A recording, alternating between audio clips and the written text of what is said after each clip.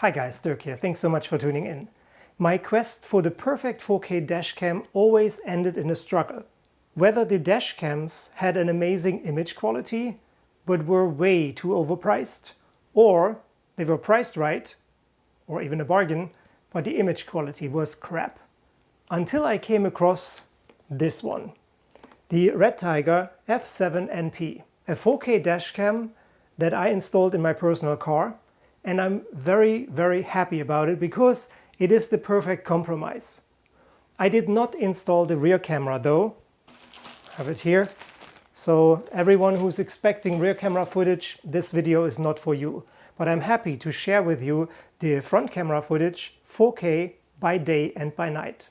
On the left side we have on top the power button and underneath the slot for the micro SD card, and what I really like is that it's so good and easy accessible. On the right side we do have the menu buttons and the up and down arrows in order to zap through the menu. The layout makes a lot of sense and is very convenient. And I also like the size of this camera. The suction cup is one of the best I've ever tested, and even in hot Florida the camera doesn't fall off as often as, for example, the Ventru N2 Pro.